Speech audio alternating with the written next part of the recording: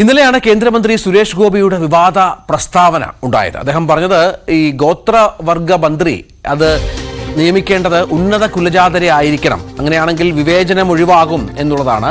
ഇതിൽ പ്രതിഷേധം ഘടിപ്പിക്കാനാണ് പ്രതിപക്ഷത്തിന്റെ നീക്കം. പരാമർശം യാദർശികമല്ലെന്ന് CPI പ്രതികരിച്ചു.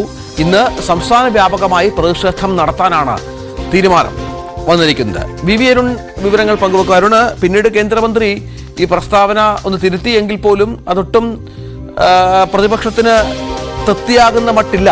കാരണം അദ്ദേഹം പറഞ്ഞു വെച്ചത് വളരെ കൃത്യം തന്നെയാണ്. അതിന് മറ്റെന്തെങ്കിലും വ്യാഖ്യാനങ്ങൾ നൽകിയാൽ പോലും ഈ ഗോത്രവർഗ സംഘടനകളെയും ഇന്നലെ CK ജാനുവിന്റെ ഒക്കെ പരാമർശം നമ്മൾ കേട്ടതാണ്.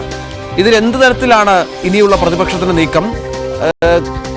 സുരേഷ് ഗോപി മാത്രമല്ല, മറ്റൊരു കേന്ദ്രമന്ത്രിയായ ജോർജ് കുര്യനും പുലിവാല് പിടിച്ച പശ്ചാത്തലമുണ്ടല്ലോ. തീർച്ചയായിട്ടും സുരേഷ് ഗോപിയുടെ പരാമർശം വലിയ പ്രതിഷേധമാണ് സംസ്ഥാനത്ത് പൊതുവിലുണ്ടാക്കുന്നത്.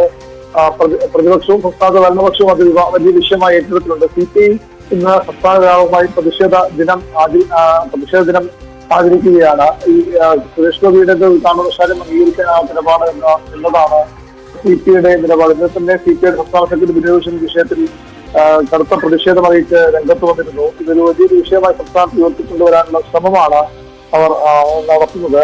സാധാരണഗതിയിൽ അത്ര വളരെ സൂക്ഷ്മതയുടെ വാക്കുകൾ ഉപയോഗിക്കുന്ന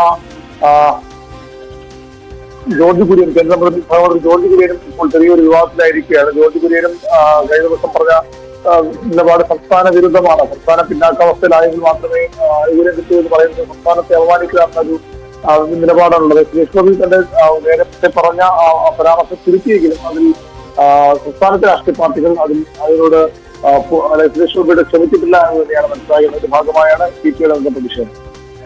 ഇന്നലെയാണ് സുരേഷ് ഗോപി നേരത്തെ പറഞ്ഞതുപോലെ വിവാദ പ്രസ്താവന നടത്തിയതും.